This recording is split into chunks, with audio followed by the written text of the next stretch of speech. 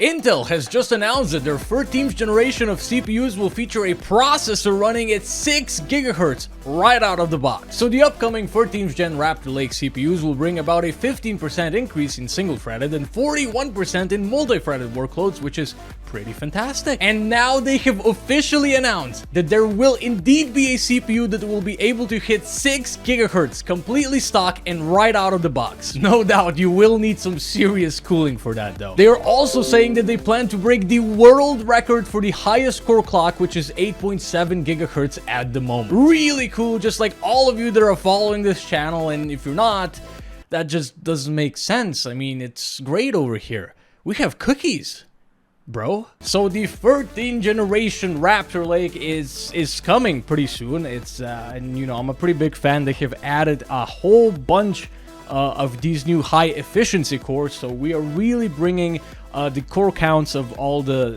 CPU SKUs up by a lot. It's pretty crazy, you know. I mean, the i5 itself is gonna have the 6 performance cores and the 8 efficiency cores, you know, for a total of 14 cores. You know, my Ryzen 9, you know, a 2-year-old processor, the 5900X, has 12 cores, and you know, obviously these cores are gonna be better, faster than the high efficiency cores, but I don't know, it's just so beautiful to see the competition between Intel and AMD again, you know, and you just see Intel, you know, having to actually innovate, having to actually give us more cores and keep improving their cores, because we have had that really long stagnation period where Intel didn't really have any competition from AMD, so they just didn't really do anything. They just released new CPUs, new motherboards, they added like a little bit of performance, and they were just like, yeah, you know, buy them because there's nothing else available for you.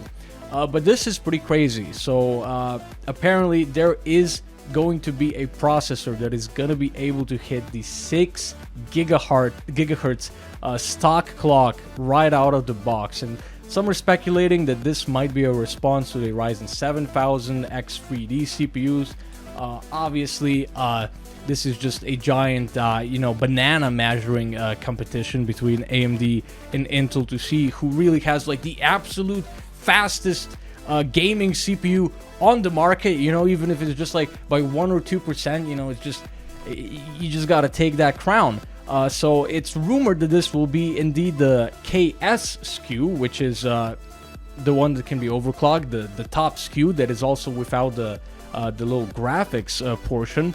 And no doubt this thing is gonna be sucking a lot of power when it comes out, which obviously also means that you are gonna need some pretty crazy extreme cooling. I mean, we have had some benchmark leaks for the upcoming 13th gen i9s, and they are apparently able to reach 340 watts, which is a lot. Like, it is really a lot. Like, I think my Ryzen 5900X usually runs at like 150 watts, you know, something like that. So This is gonna be quite toasty, and apparently they are also going after the world record.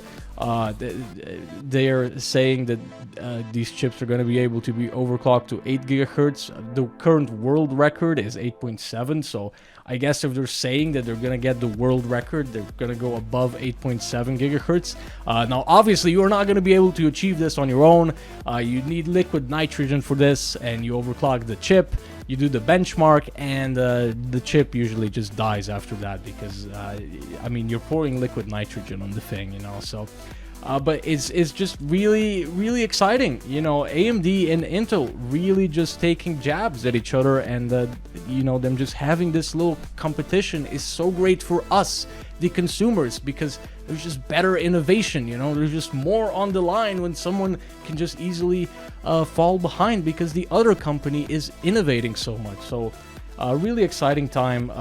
Really great, and I can't wait till the Ryzen 7000 series and the 13th gen Intel processors are released, so we are finally able to see all the benchmarks and once and for all see who is truly better, at least this generation, of course.